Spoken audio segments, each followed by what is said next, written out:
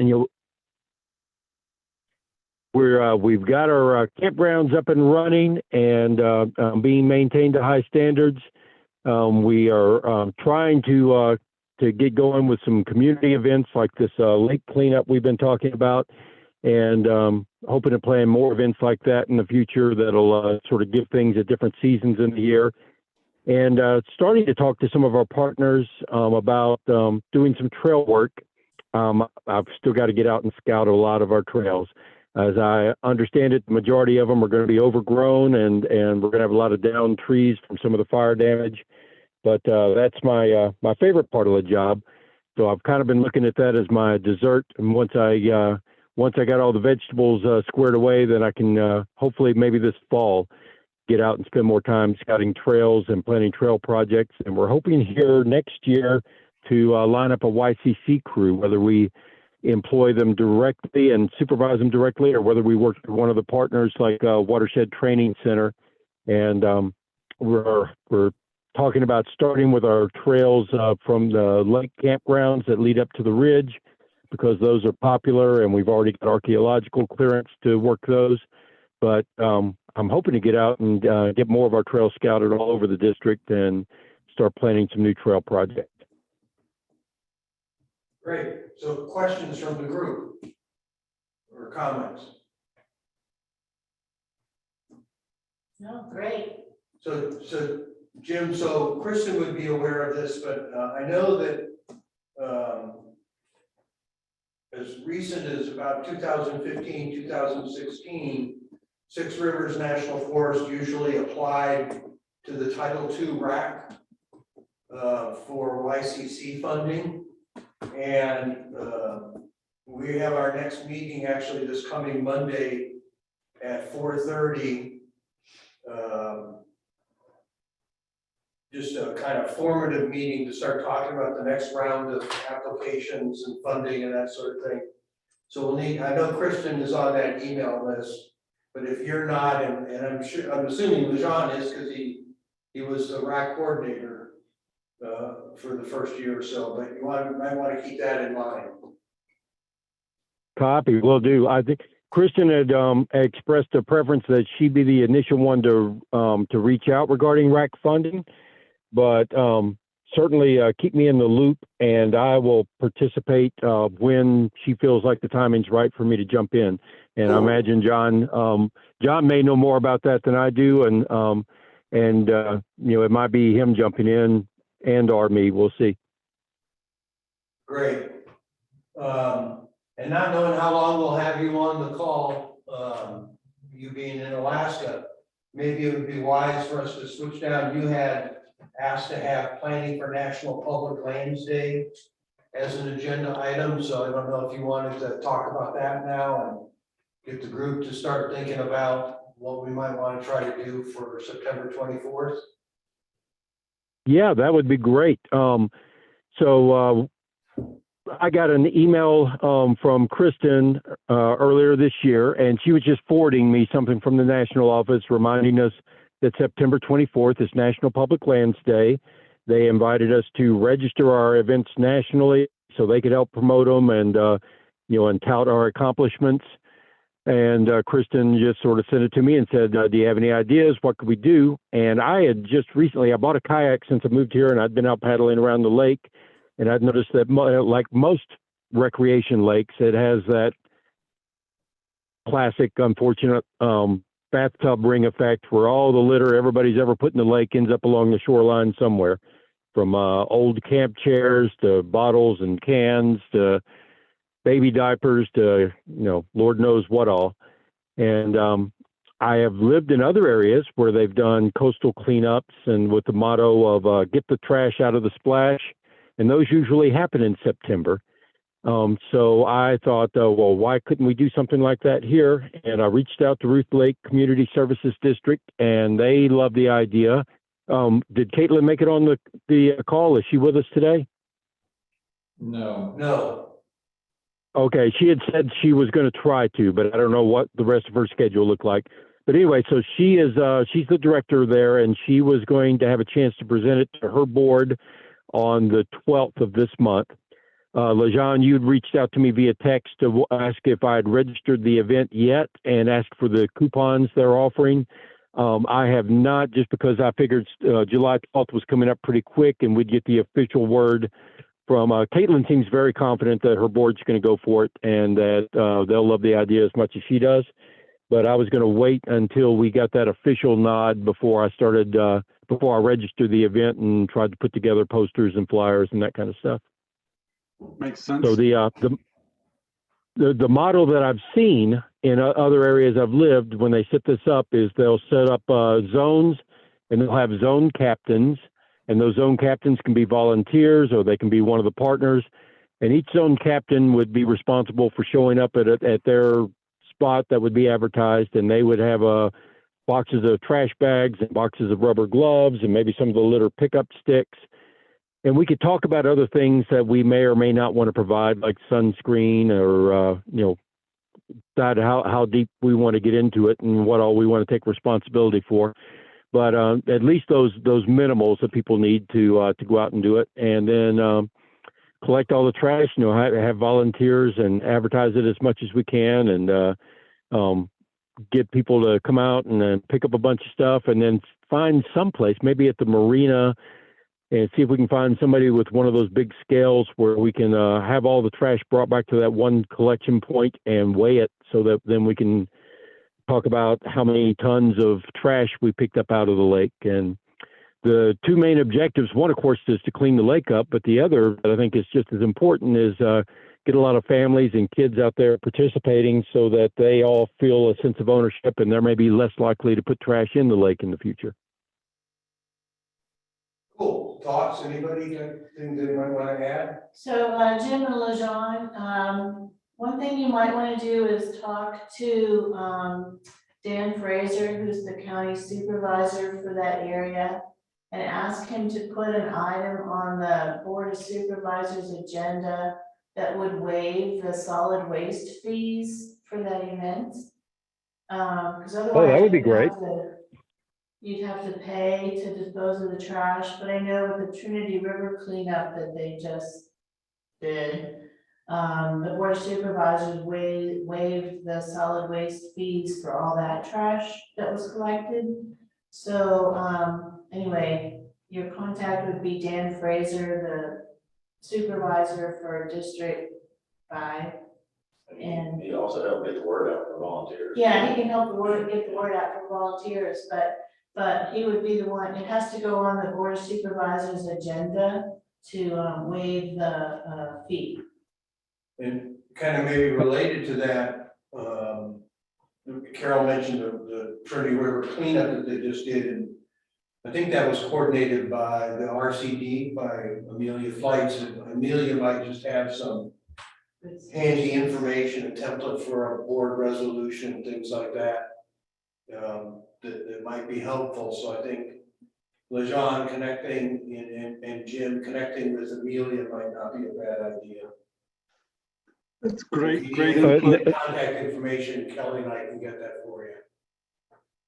I have Amelia's contact information, and I believe Kristen has Dan Fraser's, so we'll be able to reach out to them.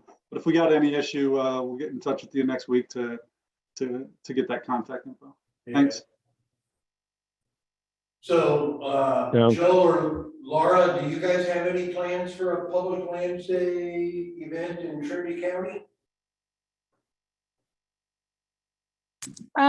We have done a Public Lands Day event for probably 10 or 15 years now, but we do it down in Shasta County along Clear Creek. So yeah, I think that's still the plan this year. I can talk with our folks and see if, next year maybe we want to do it somewhere else, but we generally do it along Clear Creek and have kind of like a standing group of folks who come to that. Okay. I would say that the what do y'all one do down on Clear Creek? Oh yeah, mostly trash. Right. Yeah, Clear Creek is can be a little, what's the right way to say this? Disgusting. Mhm. So it's a lot of trash cleanup. We do graffiti removal, painting over graffiti. And then we partner with the Horsetown Clear Creek Preserve, which is a small little nonprofit that has some land there. And we generally help them do some sort of trail project or something like that.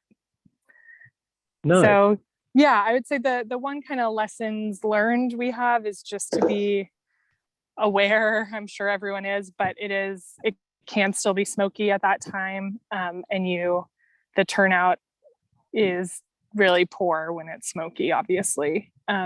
So just thinking about that, and maybe thinking about, if it does get like smoked out or there's a fire around and you can't do it or whatever, having like an alternate date maybe that's kind of already set and you can easily kind of publicize and things like that. That's kind of our one lessons learned, I think. And I know Hey, that's a at good least, one. yeah, and at least for the BLM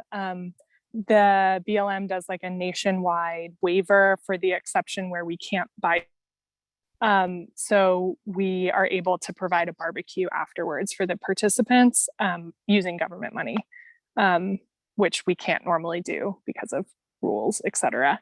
So you could look into if the Forest Service similarly does a waiver for National Public Lands Day like that. So Laura, are you planning on also reaching out to the Board of Supervisors, as Carol suggested, to kind of get this on their agenda? Well, not if it's not in Trinity County. Yeah, that'd be Shasta County. Oh, okay. Yeah. Yep. And we generally, we do that. It's par for the course. The dump knows us down in Shasta County. So Yeah. How about you, Joe? Any plans with the NRA? At this time, none that I'm aware of. I'm filling in for Sarah. I'm kind of hitting short notice. So I've reached out to a few folks via text. If I get an update, I will come back to that. So I apologize for not having more updates. That's okay. I understand. How about do you know of Trinity Trail Alliance, Kelly, or RCD plan anything in the community forest? There was a community forest one that happened last month on the 18th. Yeah. But National Trails but, Day. Right, but I haven't heard anything specifically for this particular date. Okay. The Lord's got a great point, September 24th. Yeah. That's peak of smoke season. Yeah, it could be pretty nasty. Yeah, if I were a wagering man, I would pick a different day. So Pat, definitely gonna reach out to Dan to get him to help get the word out, and I'll follow up with Amelia to get her thoughts on things. Is this something that the collaborative group would like to help get the word out on, or we can certainly put it up. I mean, we've got a meeting Friday of next week. We can certainly put it on the agenda. It'd be interesting. That would be because great. We're looking for all the partnerships that we can get involved in this. So, I mean, it's a perfect opportunity now to bring that up and see if anyone's interested in that. And by that time, the Ruth Lake CSD would have had its board meeting, so you'll know whether they're in. Yeah. So LeJean, would you be available, or Jim, to kind of talk to it a little bit next Friday, somewhere between 10 and 12:30? I will My make myself availability would- available, but Jim is definitely the much more knowledgeable on this topic. So if Jim can be there, that'd be great. If not, I will be there. Okay. Yeah, I think it'll be the same plan as today. If John can be there as a backup, that's great, because my availability will be tentative, just depending on what's happening with the fire. So I got a question. So Jim, you had, when you first emailed me about this, you had included a PowerPoint presentation. Would you guys want to share that with the collaborative? Sure, that's from the national office, and that's just their overview for their vision for National Public Lands Day, encouraging everybody to get involved with, some project or another. So why don't we plan on at least having that and clicking through that and letting you guys talk to that a little bit if possible. All right. Yeah.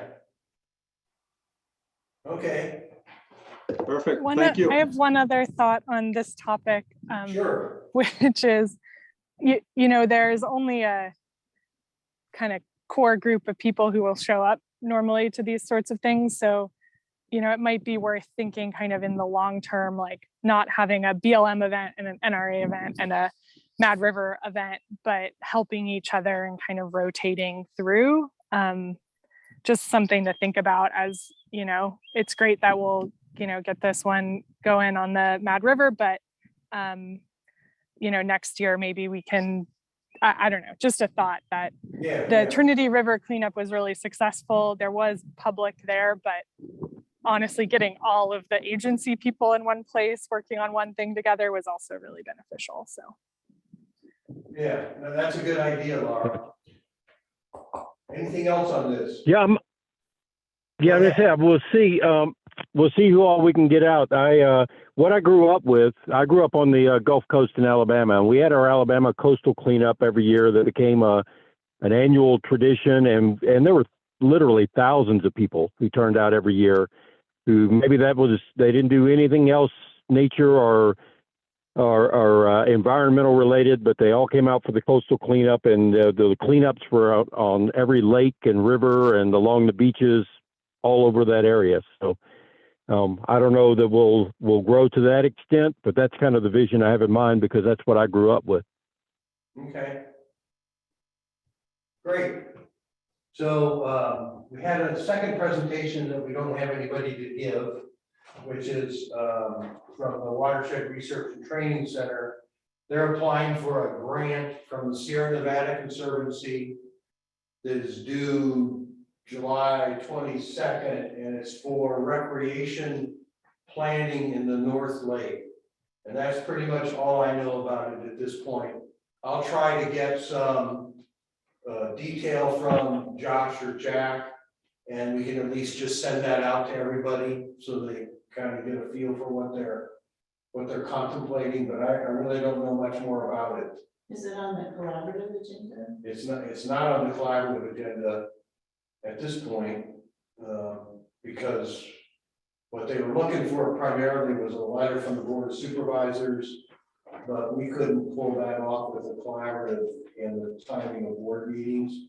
So they actually already got a letter approved by the Board of Supervisors last Tuesday. But it seems like it'd be nice to know what they're applying for. Yeah. So maybe they could make a presentation at the collaborative as far as what they, I'll ask. what they're proposing to do. I mean, I think they described at the last recreation committee meeting that part of it would include Ross's Trail. Yeah. So, but any more detail than that, I mean, the Vibrant Planet description kind of has me curious, like, is it a lot of modeling or is it actual, like, economic, component that's asking people what recreation you want to see? I mean, I just have no idea what the proposal is. So, Yeah. If the proposal deadline is up soon, they should be able to give us at least a copy of the proposal. Yeah, okay. I will ask them. So with that, kind of on, LaJohn had his hand up. LaJohn had a question. I was going to ask if there was anything else related to the Mad River Rec Department and or this National Public Lands Day. Jim already jumped off. I was trying to figure out if he needed to stay on. Also, do you need me around? I have some EA work that I want to knock out, and if there's something that I can help with on this throughout the agenda, I'll stay on. Otherwise, I'll I'll knock off now. I think probably the only other spot would be usually each of the units kind of gives us an overview of generally what's happening recreation wise. You know, staffing, things like that. Do you have anything there? Nationally, there's a hiring drive for the recreation, and that is in our region, Region 5, that is, they've started to interview folks.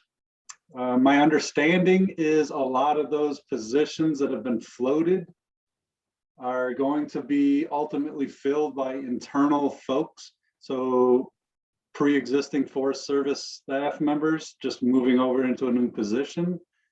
And because of that, we didn't get a lot of new blood into the rec departments.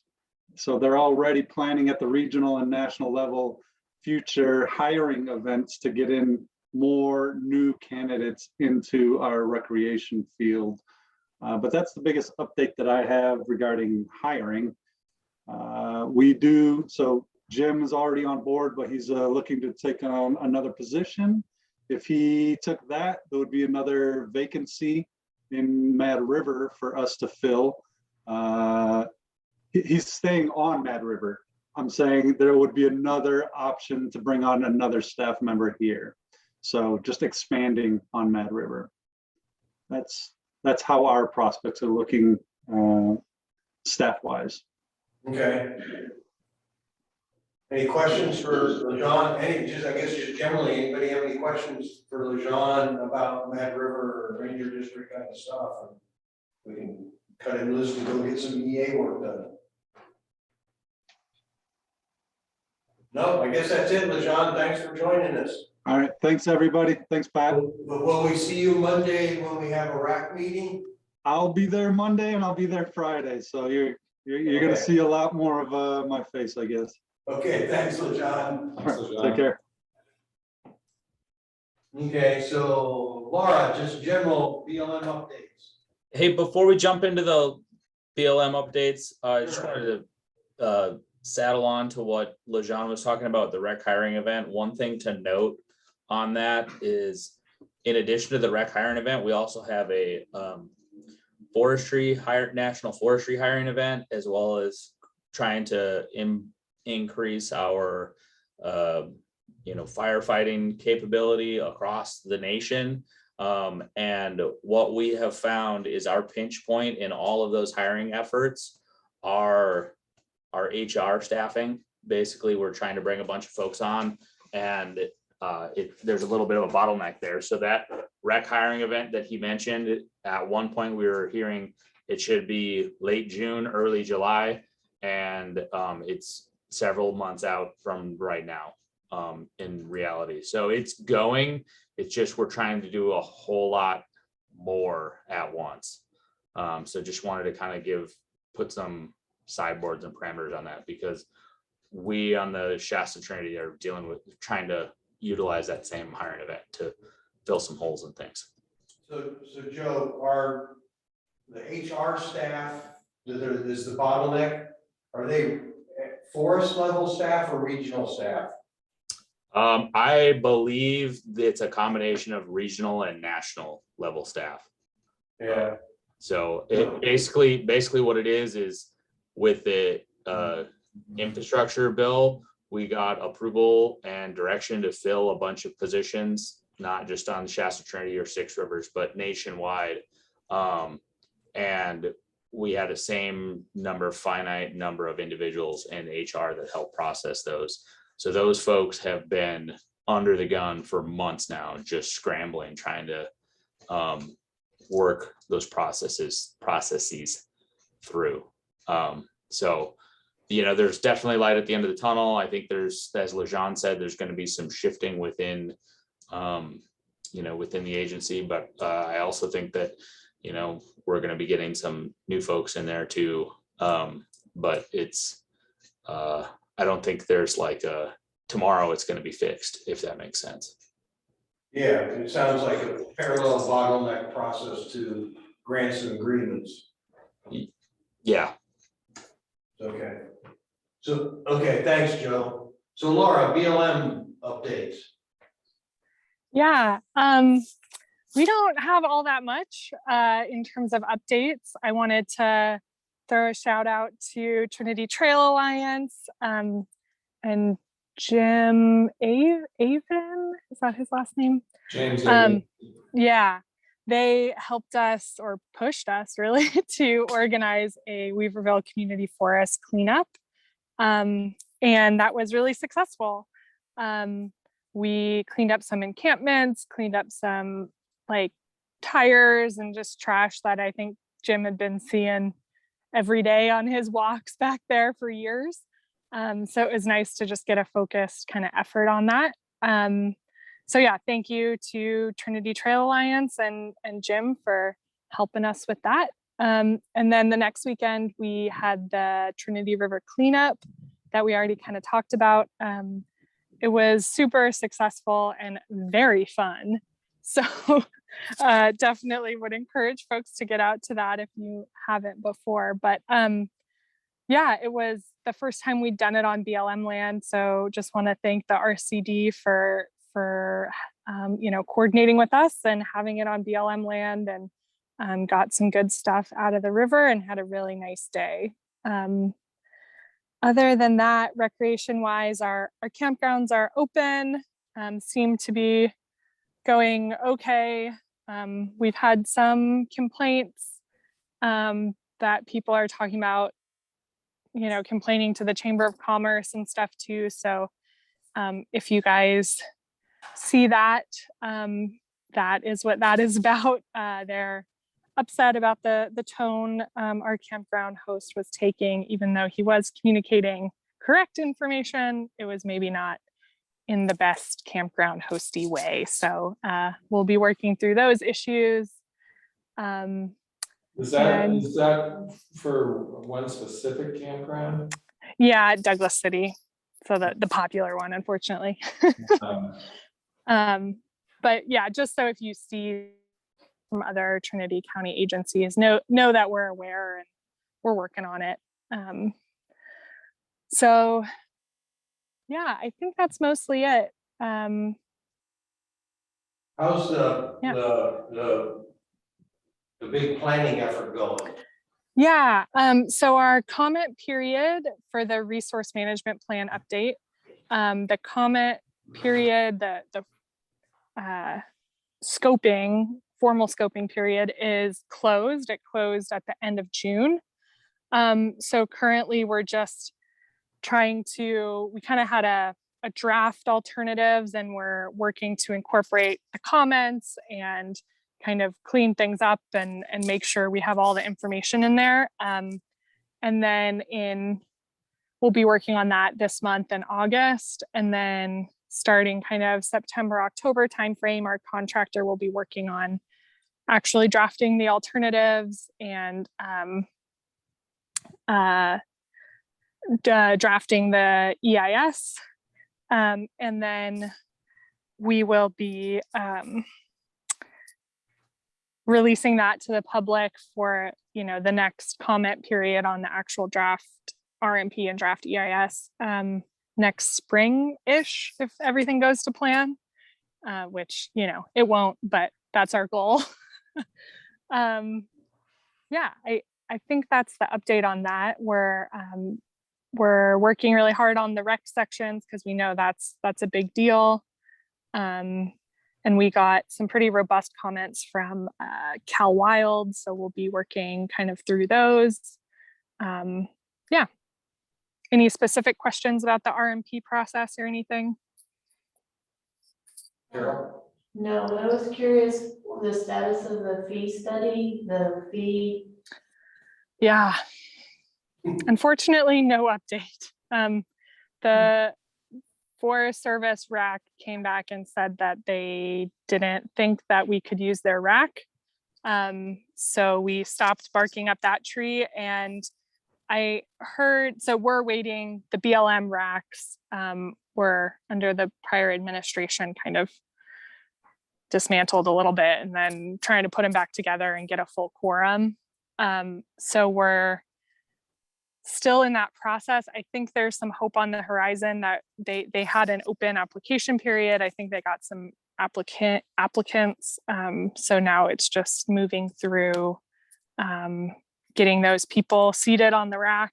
And then hopefully we can get it in front of the rack at their first meeting. And, you know, our rack didn't have any concerns with it, so we don't anticipate any holdup once we get it in front of the rack. So the status of that is still the same as it has been, unfortunately, sitting and waiting. Yeah. Yeah, that's too bad. That was a good effort on your part. Yeah. Very well done. Go ahead. Yeah. And I guess the other thing, we do have the day that we're working on for the Steiner Flat Road area. I think maybe I've talked about it before, but we're improving Steiner Flat Campground. We're going to rename some of the stuff in there. We're going to, there's a trail in there that would connect all of the recreation along Steiner Flat Road, as well as some other random, you know, bathroom placements and stuff like that. So that we're just kind of in the internal scoping phase in the office, but pretty soon we will have that out for external scoping to kind of you guys can read and comment on the proposed action. So my guess is have that out in the next month or two for comments. Great, thank you, Laura. Mm-hmm. So Joe, everything else on the agenda is yours.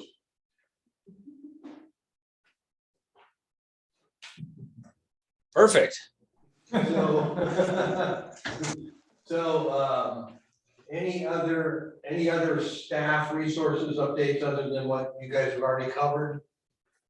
I would say probably the two that are of note. We normally have two marina administrator positions. One kind of covers Shasta Lake and one covers Trinity Lake. One of those is currently vacant. That vacancy has closed and we're waiting for HR to start working that search. So that'll help add some special uses manpower over there, because we currently have one individual that's kind of stretched between the two lakes. So that will be good when that gets there. I just saw on Tuesday the outreach for both a detail as well as permanent filling behind Sally Cousins went out as of Tuesday. So that'll be good to get that process going, to get somebody to try and fill behind the big shoes that that need to be filled over there for West Side recreation or Trinity Side recreation. Those are probably the two big updates that aren't specifically kind of called out later on the agenda. Any questions there? Any questions? No. No? Okay. And you really weren't part of the community meetings, so I'm not sure that we've got, I was hoping for Tara Jones to actually kind of give us an update on the community meetings, but I guess Hayfork one got canceled. Hayfork one got canceled. With no Rescheduled. no date yet for reschedule on that. And we had one up in the North Lake area. I don't think, Joe, you weren't there, were you? No. No. Anyway, it was mostly Tara getting beat up by people from Coffee Creek. For which we have thoroughly apologized. Yeah. So lake concessionaire, RFP, what's the update on that? So the update on that is that request for proposal closed the 24th of June. I'm not exactly sure how much I can say to keep. We understand. What's that? We understand. Yeah. Yeah. Limits. No, Yeah. I'm not quite sure how much I can share there. We did get some requests. Those are being evaluated through our enterprise team, we've got some folks that this is kind of what they do. They work through these proposals because it's a big thing that we don't deal with on a regular thing. So they're kind of like the gun for hire, and they come through forest and help with that. That review and evaluation will be through this month, and then hoping to be getting a selection made by the middle part of August. That will allow us to address any potential appeals that come into place as part of the selection, and then allow us to get a new concessionaire permit for the entity that's ultimately selected. That'll go in place by the first of the year. So it's in process, it's working.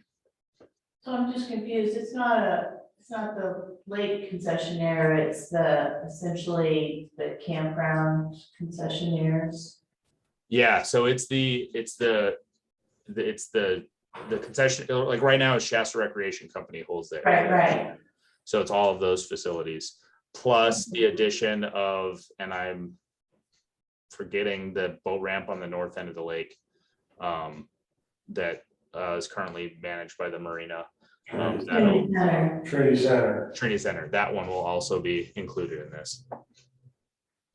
and East Weaver Campground.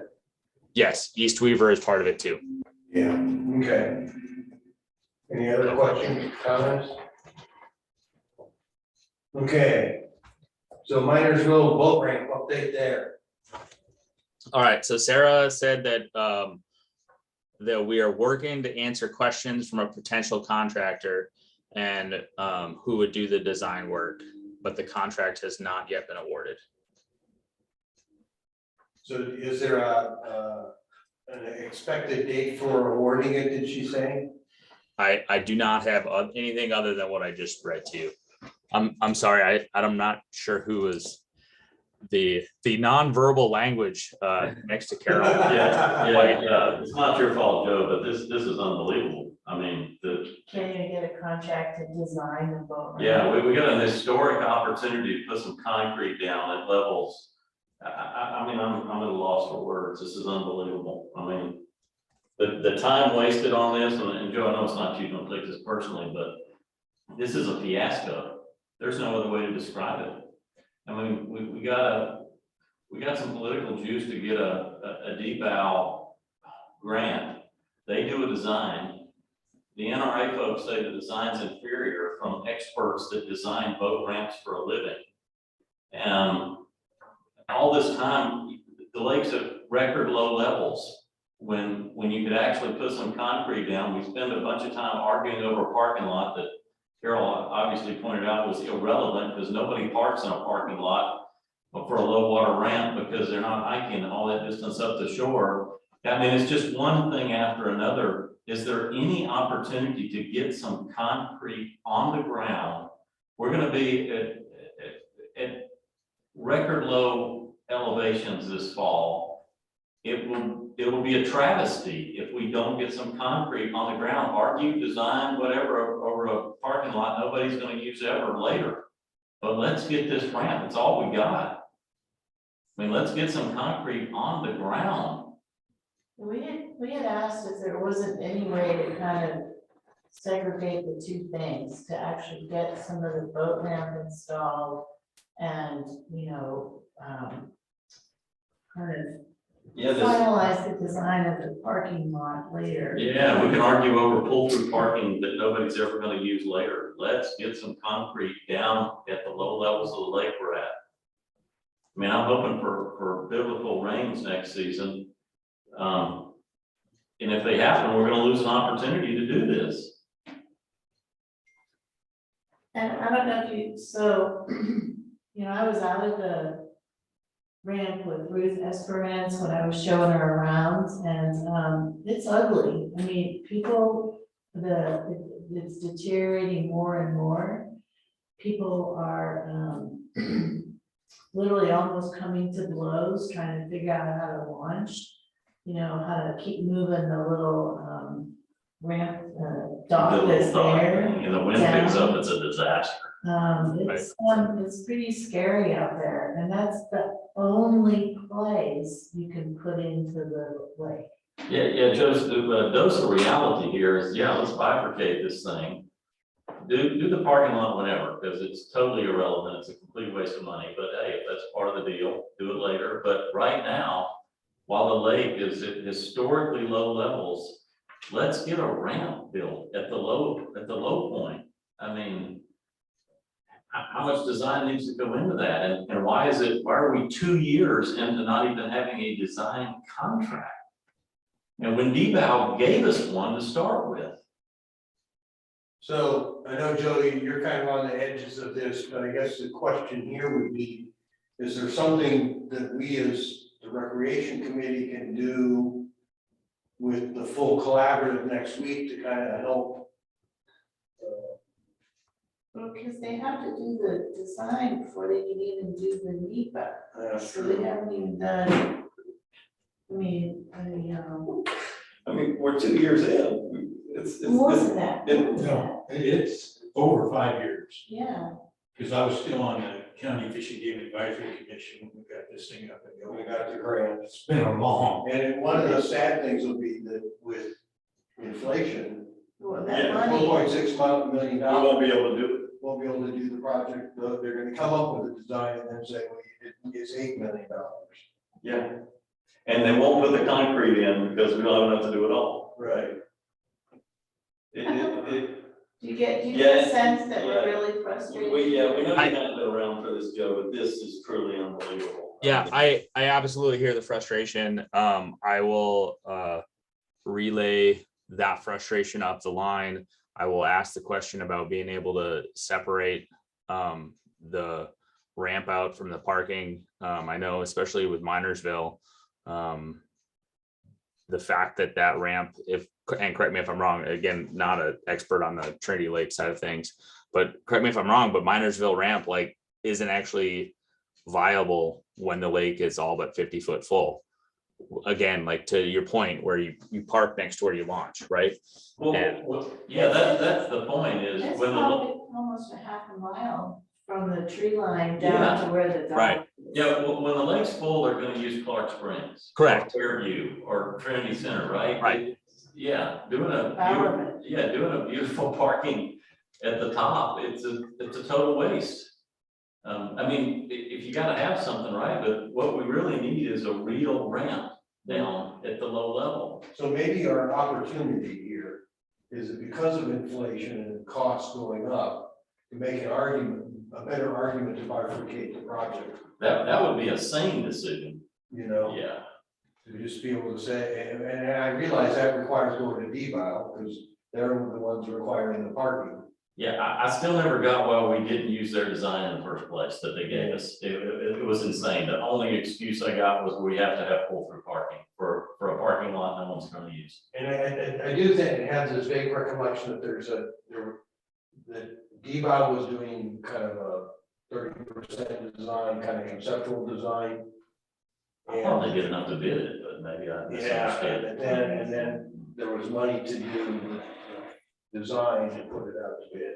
But the design that really needs to be done is the parking lot, because they're talking about cutting away more of the Right, hillside and yeah. all that kind of stuff. I mean, like Paul says, the design of the actual boat ramp, I mean, It's a I mean, road. how hard is it Right. to like, you know, okay, we're gonna put concrete down in a straight line. If you give the PUD the money, I'll take it over and we'll get you a ramp in. You can handle the parking lot later.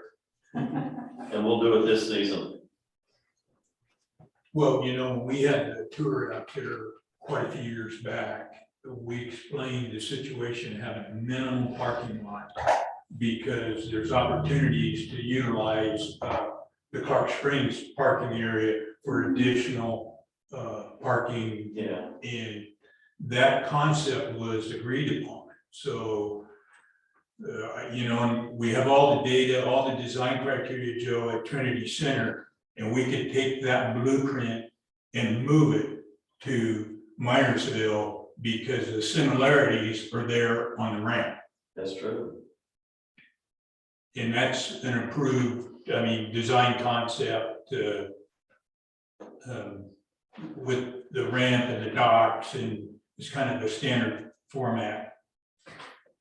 But it's just, you know, that essentially, it doesn't seem like a priority, you know, that if all you're doing now is trying to answer questions from a potential contractor, that should be something that could be done quickly so that you could get the design contract moving. So, but that you haven't even been able to do that for the last few months, that's just like,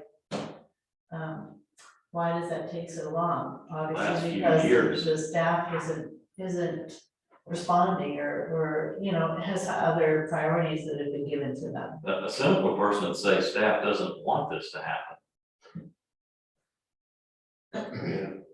So, not sure, so I don't know if we need a separate kind of just sit down with Sarah and whoever is appropriate, actually Rachel. You know, to talk about, you know, kind of get this thing off sent. So I also, Joe, I'll send Sarah an email and say clearly the level of frustration has risen to the level that we need maybe a separate meeting to talk about this. Okay. Again, I apologize. I don't have more or better information here, but I will certainly. Okay. We know you don't have Yeah. the history on this. Unfortunately, the history, people here have more than enough history for everybody. So I kind of feel like I need to say, don't shoot the messenger, but I think you guys. Yeah, You're not aiming for me. We know, So, Yeah, thank you. so we'll try another one here. So last time we were looking for an update on the status of the concessionaire for the marinas. There were permit transfers and insurance issues. Are you familiar with those? And that something is with Botsky. so I reached out to the one, I reached out to the administrator that we have on that, and you know, the permit transfers and insurance issues. She said that she is not aware of any proposed transfers over there on that side. I think at one point there was one, and the sale may have never quite materialized. I really apologize. I feel like I'm coming up with not a lot of information to provide. I feel like I'm not being as successful surrogate in this meeting today. You're doing the best you can. Yeah, don't worry, but it's kind of irrelevant just at the moment, since Yeah. Trinity Center, you know, is definitely, it's not even functional, Yeah. so. Yeah, So all the docks are sitting there and nobody can use anything anyway. right. Hopefully we'll get it figured out before next year when we have the biblical rains. Yeah, we can't put a ramp out. And the next agenda item was post-fire recreation updates, but that was really more for the west side. I saw that on the agenda. I don't have a ton to be able to speak to that. I did see that the forest closure on those recreation sites actually expired on 5/31 of 22. I suspect that with Sally moving on, that's one of the things that kind of fell through the cracks. I did mention it to Ruth Esperance, as well as Ben Sundall, who's the deputy district ranger detailed over there. I'm not sure if you had a chance to meet with him. Just sending them text messages while we were in this meeting earlier. And Ruth said that she's going to add it to her list to get that closure, extended. In terms of the post-fire, what's planned for the summer and planned for implementation into the future, I don't have that information. I do know that at our supervisor's office, there was identified a need for a post-fire coordinator, because basically what happened is, like, with the west side, so much of it was between the August and the monument, and you guys have taken in the shorts in terms of fires the last few years, to say the least, and that has put a huge workload on the Sally Cousins position, above and beyond that normal working workload. So the forest has recognized that, it's only a matter of time before that happens again. And so they're looking to identify a post-fire coordinator position to help trying to alleviate some of that burden so that the folks that, so that the Sally Cousins of the world can be working on her regular day job and not trying to react and respond to post-fire issues. Yeah, okay. So just anecdotally, I have to say Carol and I have been doing some hikes, day hikes. And clearly there are a lot of people using the Alps, using the trails. I mean, Stewart's Fork, there must have been 30 35. cars, 30 20 cars. cars at Swift Creek. Yeah, So we couldn't hardly get, we did not find a legal parking space at Swift Creek, put it that way. I heard over 30 cars at Long Canyon. yeah. Yeah, So so despite the fact that the lake is low and people can't use the lake the way they'd like to, there's still a lot of recreation going on. yeah, and I will follow up with Ruth because I'm trying to make sure the most accurate information is on the website. Boulder Lake Trail, I think technically is closed, but people are hiking to the lake. We had a search and rescue a few weeks ago, where our guys had to drag out some llamas that were llama packing in, and they ate something and got sick. So our guys packed all the stuff out and walked the llamas, which they were not happy about. Can't make that stuff up. The llamas probably thought, this is great, these guys carrying our packs for us. But yeah, there's a lot of people going into Boulder Lakes, even though the trail is burned, but when you get to the lake is fine. So, a lot of mushroom, kind of collectors going up there, clean the morels after the fire. So anyway, the Alps are cooking. I mean, one word, they're busy. Yeah. And then this trails, campgrounds, boat ramps, which just kind of oftentimes this time of year, we start to get reports from you all about usage and campgrounds after the 4th of July, that sort of thing. So you may not have, this is too soon after the holiday, you probably have lots of good information. Yeah, I don't have concrete information, but I will say that, June seemed to be cooler than previous years. We haven't really had the smoke. It's been cooler, especially on the weekends. I don't know. It seems like an odd trend that we've had, hot Monday through Wednesday, and then it cools off by the weekend, and then it does it again. And so I think recreation use across the forest is up. Despite low lake levels both at Trinity and Shasta Lake. So again, that's more kind of anecdotal to relay and add on to the comments about the Alps just a minute ago. So, and I saw the biggest group I've ever seen at a group campground is over the 4th of July weekend at the Stony Creek group camp. There were so many vehicles there. It was so packed that they were parking on the highway. oh wow. There must have been at least 30, if not more, tents. Yeah. I know myself and several of our friends, we were at East River Campground over Father's Day and hiked into town and got some ice cream. So, it's a good time. But it's pretty variable. I mean, because we were out, the fire department was out patrolling over 4th of July weekend, and Tannery was really booked. Hayward Flat only had people on one loop. Alpine View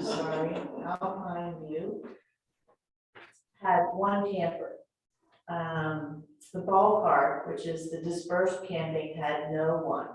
So, yeah, it's just kind of hit or miss. Yeah. Haywood's tough on the right places, though it's not. Yeah, there were people that had launched their boats at Minersville, and then they were kind of had their campers and stuff in the overflow parking at Hayward Flat. That's the criticality of Minersville. For cedar stock, I mean, you gotta have weight on that lake, or that people will use. We got to have it.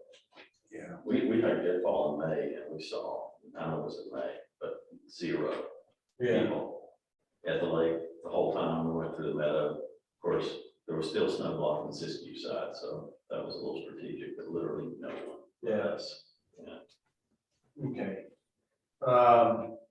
And then we had a field trip. Joe, you were on part of the field trip, right? So this was an opportunity to kind of fill people who didn't make the field trip for the camps project. So I don't know if you want to kind of give your impressions of that and Kelly. Yeah, I can speak to that a little bit. I will say that I was really impressed with the turnout.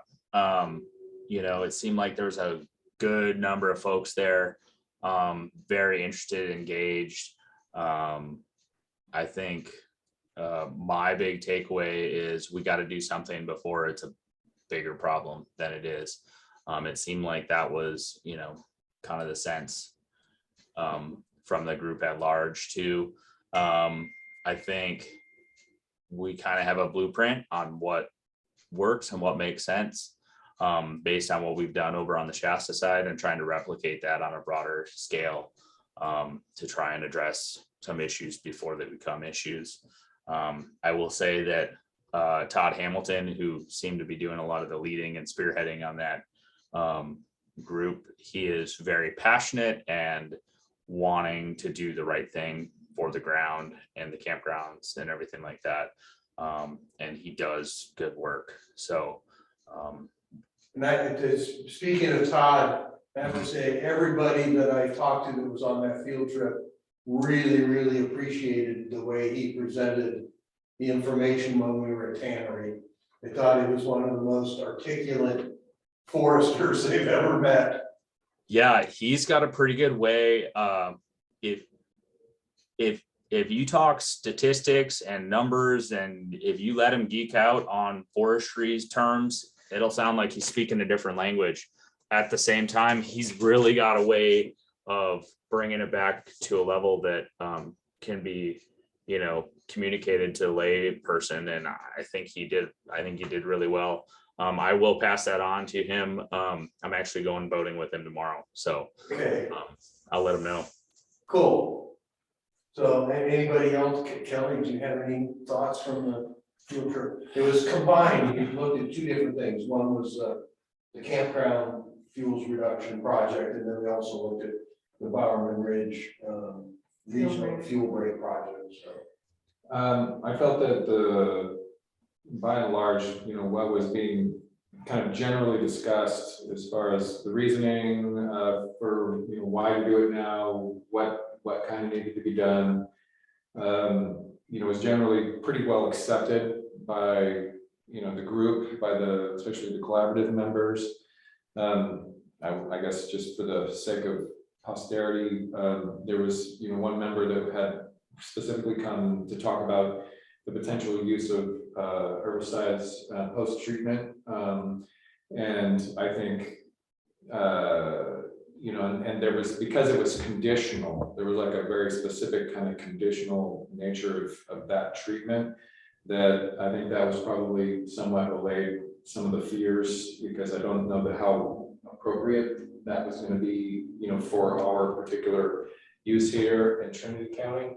And so I think that was probably, I think it made people at ease a little bit about that, considering Trinity County as a herbicide-free kind of zone. So, but I thought that they went really well, and that the discussions were really strong. There was and Todd did do a great job of getting across, kind of the why and why now, and what we need to do. So I felt like it was very productive. yeah, that was my impression too. I think it went really well. Carol was there for more of less about the campground project, right? More about the Bowerman Ridge project. But overall, really good. So, what is the timing of the scoping? Do you know, Joe? I think that's something that they're working on now. I would expect that by the end of the month, if even that long, the scoping on Okay. that will go out. I think. I wouldn't say 100% quote me on that, but I can certainly find out and get that information back. Yeah, that'd be good for us to be able to give the collaborative an update on this, on the timing of the scoping. And are you looking at the scoping on that for the Trinity Camps piece or the Bowerman Ridge or both? The camps, we'll get the Bowerman Ridge from the watershed center. Yeah. Okay. So, once you have the environmental documents approved, do you have funding to do that, to actually do the work? So the to kind of like play off of what we did with the HERS project, a lot of what we did on that one is the actual timber component of that went out for sale. And so we work in some of those project features into the contract of the timber piece of it. So basically we pay for the work with the timber that's going on the trucks, if that makes sense. In terms of the additional more of that fuels treatment, that smaller diameter stuff, that's always the tricky part, is trying to figure out how you pay to get the small stuff out of the woods in whatever form or fashion you're doing it with. Our fuel shop over on, again, I'm speaking to the Shasta Lake side and this HERS project that we just did. They were able to put in for some funding and did a hand thin prune pile with a lot of the brush in that area. Pulled that together fairly quickly. Our fuels shop and budget, my feeling on that is, although I hear that it's diminishing going forward, which is kind of a head scratcher considering what's happening across the West in terms of fuels. If we have projects that the NEPA is done and shovel ready, we're do our best to be aggressive on that in terms of getting those implemented. I don't know if that's kind of a politician's answer, so I apologize for not actually giving you a hard answer, but it's the best that I can do. Yeah, I was just curious how you're actually gonna implement it. And just so you know, the North Lake people are looking forward to being able to get firewood. That's been pretty traditional, that, you know, hazardous tree removal at the campgrounds has been a great source of firewood, so, you know, Yeah, and that's in the scoping that there's, you know, either firewood sales or firewood availability, and then that we can figure out how to the campgrounds that are normally gated in the winter, if there are trees that are down, that they can, you know, have certain days that they can go in and remove firewood and stuff, that would be hopefully something you guys could figure out. yeah, absolutely. I mean, again, with kind of the story we were telling about Shasta Lake, unfortunately, is ahead of Trinity Lake, or fortunately for you, depending on how you look at it. In terms of that tree mortality, that, you know, the scale that we've been dealing with over here has been overwhelming. And you know, we have campgrounds where we've literally lost every single pine in our campgrounds. And there's a handful of oak trees, and that's all we have left. But on those sites, we've been very proactive about getting that fuel wood in places, you know, a wide spot on the road outside the gate, or like you suggested, you know, open the gate in time, you know, at certain times, different things like that, but making it accessible. And then also, once it's known or once it's accessible, making sure to get that word out, whether it's on our Forest Service Facebook page, make sure the local district offices know about it, you know, so that it's there. And our fuel wood permits, well, a lot of that fuel wood we actually gave away because we were not issuing fuel wood permits when COVID first started. We are now, but our fuel wood permits, for people that don't know, it is a $2 a cord with a 10 cord minimum. So you can get 10 cords of firewood for $20. So So it's free for. effectively it's free, you know, and it's one of those things that the community of Lakehead we can't give it away anymore, because there's so much on the ground. And it's, on forest ground as well as private property and things like that. So, we're, I think realistically, we're gonna be looking at trying to get some creative solutions. In some places on Shasta Lake, for example, we've built some of the biggest piles you've seen out in the lake bed. The astronauts floating around in the space station can see our burn piles when we light those things off, because we build them as big as we can, to try and just get rid of the material. So on the funding side of things, so one thing that did come up, I don't know if everybody heard it, on the field trip was for the Forest Service to use stewardship authorities, for the timber sales, because then that puts, the retained receipts back on the ground, doing the service work. And the other would be, though this is much larger than, the RAC can handle all of it, but certainly applied to the Trinity County RAC for some of the non-commercial kind of things might be an opportunity also. Well, even something simple like the concessionaire at Tannery that sells firewood, that firewood comes up from the valley.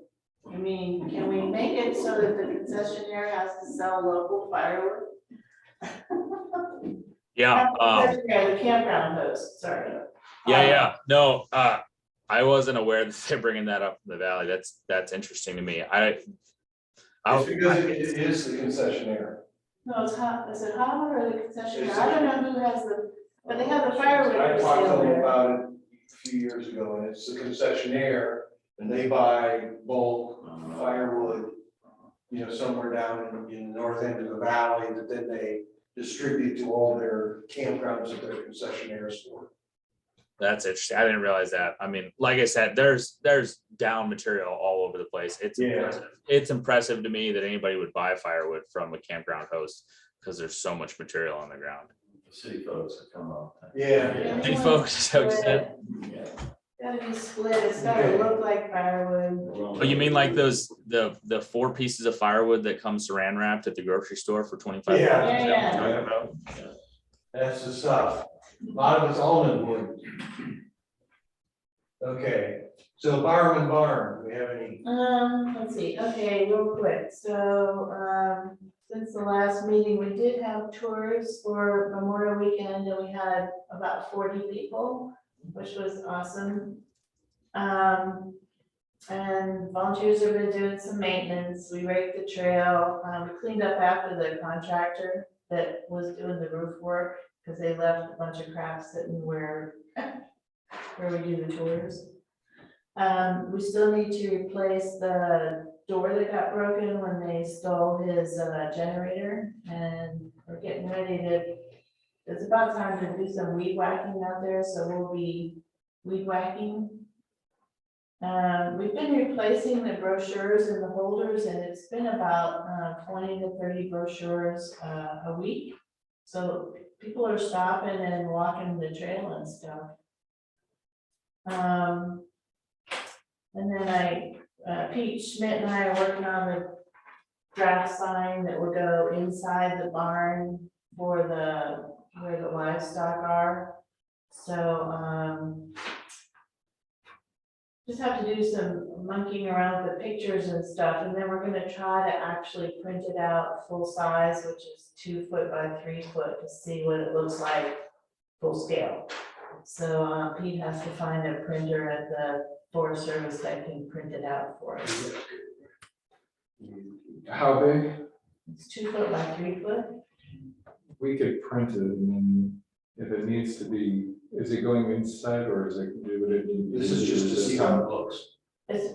So, We can do yeah, it. so I've been talking to Eric Flickware, so we have the Signorama contact information where he's been, getting your vinyl printed on metal signs. So that's what's in the RAC grant, is to have that done. Okay. And then the volunteers will frame it and install it. Okay. But the printing, you want the 2 The draft is just to printing. see a draft. Yeah. Yeah, we could do a draft printer. Okay, all right, so that would help. Mhm. Just Pete Pete wasn't sure. So anyway, we'll get the sign finalized and get that installed at least hopefully soon. I don't know about the gravel. I think at the last meeting we talked about, you know, the RAC grant has gravel for extending the ADA trail. And the price has gone up so much for hauling. It went from $70 an hour to $140 an hour. It literally doubled. So we don't know if we'll have enough money to haul gravel up this year to extend the trail. So we'll see. Yeah. That's fine. Okay, any questions for Carol on environment? You took Ruth there to see it too, right? Yeah, Yeah. the roof. Okay. So partner updates, we don't have a lot of partners here, but we have, I see Amanda has joined us, so we'll go to Ascend. What you got to tell us, Amanda? Hi, all right. So let's see, we're in the middle of our season right now, and we just sent out our adult group today, and it's sort of a relief once trips start going out, because most of the work happens right before they leave. So I'm having more of a quiet morning this morning, but they actually ended up rerouting to a different location instead of the Sugar Pine Trail. The Forest Service went in there a couple weeks ago or a week or so and found that it was so devastated by the fire that to even get a pack team in there to drop off their base camp gear would take a whole crew for many weeks of work to clear all the fallen trees. So you couldn't even get into Sugar Pine Lake to then continue on a Battle Canyon Trail, which is where we were going to work.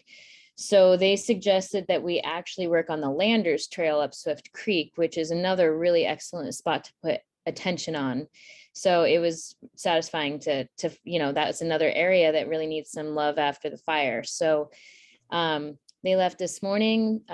Forest Service packed in all their gear. The group is hiking in and base camping at Mumford Meadows. And the Landers Trail, the reroute that's kind of been rebuilt in the last few years, that goes down closer to the Parker, kind of down at the bottom of the Landers Creek, where it hits Mumford Meadows. It took one of the Wilderness Patrol guys 2 hours to find the trail after it was burned over. So it's that far gone. So this group is literally going to just redefine this trail as best they can. There's also some fallen logs that they'll do some log outs and, all that good stuff. So it's kind of just a few mile section from Mumford Meadow up to Landers Lake that they're really going to focus on. And then tomorrow our teen youth crew is going out. So they're still going up to Boulder Lakes. We're really excited for them to have that location just because it'll be really fun for them to hit up multiple lakes and work in such beautiful areas, albeit some of the trails are a little bit damaged from the dozers last year and whatnot. So I'm also excited that they're going to be able to put attention on that. And then we've got 3 more youth trips after this, youth trips. One of them is going to be the stewardship up to Boulder Creek Lakes, like I mentioned before. And then by the end of July, we actually rescheduled that other youth crew the first week of August that we're partnering with the Watershed Center that we spoke of last time as well. But yeah, we've got a few trips under our belt already. A couple weeks ago, we sent the multi-generational trip up to Weaver Bali, and they hiked down to East Weaver Campground and did stewardship along that trail. We're gonna put some more attention on that trail. We realized that there's a lot of brushing that needed to happen right at the top of Weaver Bali. So that's a really great spot for us to do with a youth crew for a day hike next year because it's so accessible. So the group focused more on the, sections of the trail that were deeper in and left that upper section a little open just for us to hit again. And Eric Rademacher was thinking that would be a really great trail that we just continually work on and keep open. And then we've done our day hikes already. So we're just in the middle of everything right now, and it's starting to ease up a little bit as we get groups out there. So that's the gist for the moment. Cool. Any questions, comments for Amanda? Did you get the rack money? You got your rack grant, right? Yeah, that did finally get signed. I haven't begun You got, I think, the invoicing first for it one. yet. Hmm? I think yours was the first one actually approved. Yeah, I was very Hey, grateful It's good to that, have your name, your organization begin with A. They Oh, started yeah. with A, they worked their way down. whatever works. But congratulations to you, because I believe you guys got a pretty significant grant from the state, right? To help you guys out, like 300,000 or something like that. Yeah, almost 350,000, and it's full 100% funding for everything we do and through the end of 2025. Wow, awesome. Yeah, it's pretty Congratulations. enormous. Thank you. So, okay. RCD, did you get any grant? Or rack grants? So the rack grants, that was kind of, the one that is related to this group is the Weaver Basin Trail System, the board that we had. And that has not been, we've not really been ranked like pushing on that one. There was several others that became priority, like the Trinity River cleanup, which we got signed the day before the cleanup happened. And then we did get 2 more that came through 2 days ago. One was for Guy Covington. I mean, and this is outside of the realm, but it was just saying like Guy Covington got I signed returned yesterday, and then the Fire State Council outreach one. So the summer day camp also came through like on last Friday, like so literally like again the day before they needed it. So so that one did happen in time. I mean, we had enough other funds to kind of cover all the the trainings and things of that nature for like, for the camp counselors and all that. But the primary the camp itself started this week with a short 4-day week after the 4th of July. And then we've got 2 more weeks coming up. But yeah, it was signed by Rachel Berkey on the 1st last Friday.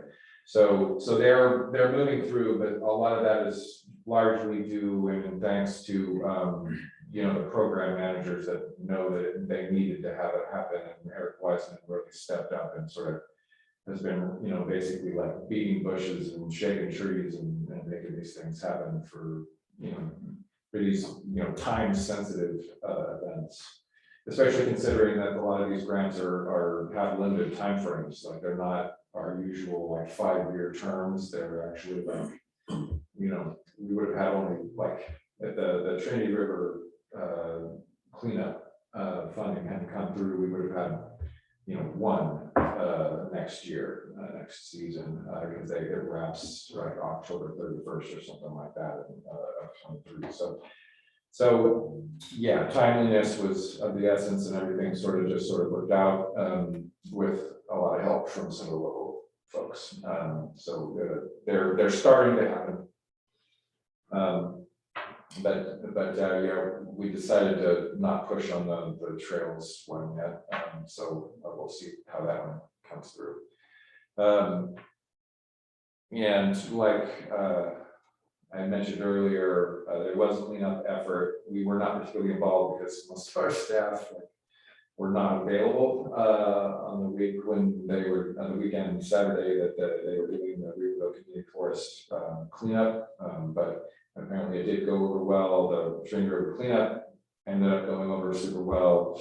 So, but that's pretty much all I have to report on. Okay, cool. Any questions for Kelly? Yeah. So you don't have an organization name associated with you, Pete, but you got anything in particular to bring up?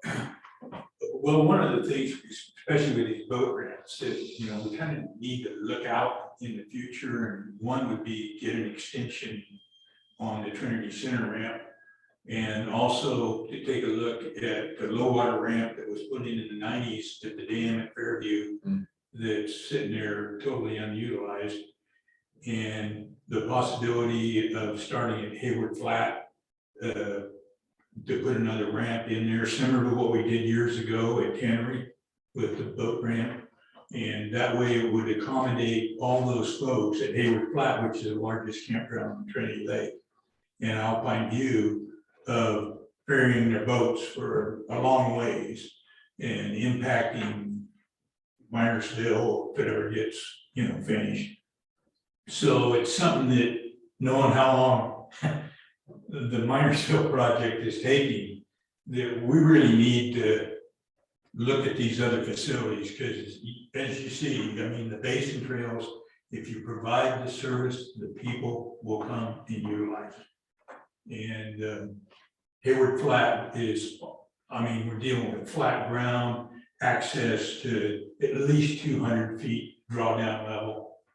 And anything we could do at Trinity Center to push that ramp out another 100 feet or 200 feet would be a great asset. Well, we missed that opportunity at Trinity Center. They put all the money into the parking lot there and not the ramp. I mean, they did, candidly, that's what they did. I'm worried that's what's gonna happen at Minersville, is we're gonna see a beautiful set of bathrooms that nobody's gonna use. And I mean, they had the money to do that at Trinity Center and they did not. Yeah. Well, I think the other thing is, I think there needs to be some more topographic, hydrographic studies, because Trinity Center, right where the ramp goes now, flattens out. It gets really, really flat. And so you could extend the boat ramp quite a ways and you're actually not going to get down to lake level. People will go around the shore and they go to where there's a steeper incline. Over towards Redding. Yeah, exactly. So it might behoove us to find money to do that basic homework of, where actually can you get to the lake when it's really low? Yeah, see, Eagle Lake, a good example. I mean, that ramp, there's two ramps, a north ramp and a south ramp at Spalding, at the middle part of the lake. And what they did there, because the topography is so flat, that they actually burned it and dug it out. And when the lake comes up, obviously it fills that in, but that's still minimum amount of work that needs to be done with a front end loader to open that up and still be able to utilize it. So there's New Melones has got a similar, they got a 3-tier one, and it's just fantastically designed. The parking's gravel, for high water, it's under, but you literally got 3 different ramps at different levels and parking at each. We need a facility like that. yeah, I mean, look at Orville, New Yeah. Melones. Yeah. And So I have to wonder, so I'll pursue this with Josh and Jack, but it seems to me if the Watershed Center is putting in for a big grant from the Sierra Nevada Conservancy for recreation planning for the North Lake area, I wonder if they're even thinking about boat ramps.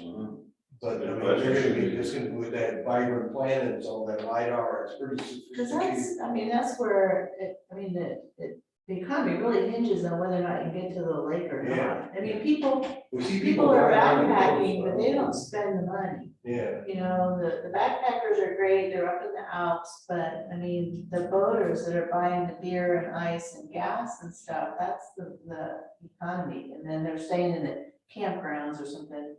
Backpackers are just, they're self-contained. They buy a burger or pizza at the end, right? That's pretty much how it is.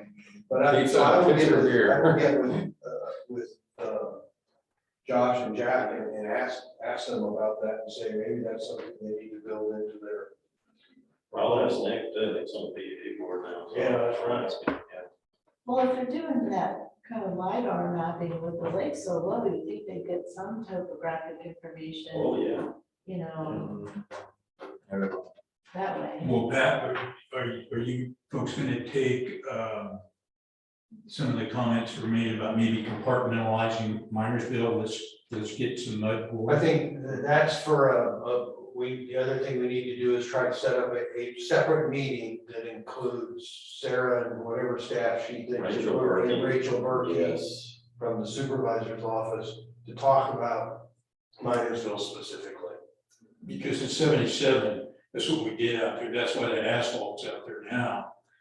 It took advantage of the conditions, and knowing now that we can't put any asphalt below high water mark, in reservoirs in California. The the most immediate fix would be to look at that Trinity Center design, because we definitely want the mooring dock and everything on that east side, because that's predominant wind, and is the north and east winds as folks are retrieving their boats from the ramp. So I mean, it's just taking that concept, I mean, the topography is almost the same there too, and overlaying it right at Minersville, and then we'll work on the parking ramp and in that upper reorganization of that campground at a later date. Yeah, we won't care if that takes 10 years. Yeah, We're gonna have some concrete. we need. If that asphalt weren't there, we'd really be in trouble. Yeah, exactly. Well, and they cut that 4 or 5 years ago. That's why and they were gonna put gravel in there. Well, that never transpired. That never happened. So now, in the spring, especially where they saw cut that asphalt and removed that dirt, that's red clay. So it's almost impossible without 4-wheel drive to get through that section of the You won't ramp. get out. Yeah. You won't get out. You get in, you won't get out. I mean, literally, right now, there is a business in Trinity Center of people hauling trucks out that have gotten stuck trying to launch. And they're like, seriously, we rescued a guy the other day, that's what he did. We asked him, what do you do? He says, I pulled trucks out of that got stuck at, trying to launch at the lake. Well, it's economic development. Yeah. Okay, well, anything, anybody, Paul, you got anything else? Well, it's not really recreation, but the talking of firewood. So we're the dead trees. We're ramping up. We're actually going to start using. We're going to experiment a pilot project. We're going to use a feller buncher. And now we might get accused of logging. We're not going to. Well, it'll look like logging, but it'll only be dead and dying trees. We are so overwhelmed with the issue. We can't. Wouldn't matter if we had unlimited funds, which we don't. We don't have the crews don't exist to cut down the number of trees we got to cut down. So we're gonna try feller buncher. We've had some conversations with the Forest Service. We'd like to see them. We're gonna put the trees on the ground, and we're gonna tell them that's what the law requires us to do. Actually, there was a law, Lamalfa's bill, 1873 or something a few years ago, gave utility arborists the ability to designate danger trees, and all we have to do is notify the Forest Service within 24 hours to take them down. But we're giving them a heads up in advance saying, hey, some of these are going to be merchantable and you ought to get them out. And I hate to sound negative, but our interactions so far make me think they'll never come out. We'd be willing to do something creative like, hey, we'll get them out of there, we'll pile a slash, and we'll give the forest whatever revenues over and above our costs exist, if any. But the chances of doing that, we've proposed it a couple of times, are almost non-existent. I'll tell you what I think is going to happen is we're going to lay a bunch of trees on the ground. The firewood people will come get a lot, but it's going to be so much. They still want to go into campgrounds because it's easy to get to, but this is going to be so much wood that just on the people in Trinity County and burn out. Yeah. And from our standpoint, we don't want them to lay there near or in our right of way for the next fire fuel, right? But there's just not a good way to get them out. And if we had the ability to sell them to the mill or SPI or whoever, we would. We're not looking to make any money on it, but I can't legally subsidize timber sales for the Forest Service. So we're going to be taking a bunch of them down. I expect it's going to work well. And if it does, we're gonna do it all over our system. Gurin is going to do this pilot for us, and he's interested in doing more of it if it works well. So just something of interest that folks might want. Yeah. That tree that the PDP took down at Norwegian Meadow and Highway 3 on Wednesday, it's gone. Is it? Yeah. Well, and that happens for us all the time on a regular basis. And I'm always shocked at how remote the location can be. Because I get firewood, my guys might say, hey, we took down some stuff, I'll show up, and I'm like, it's already gone, right? How do people know? But we're talking huge volumes of trees. It's, there's gonna be way more than that can be dealt with firewood here, so. Pat, could something like that be put into a small isolated stewardship?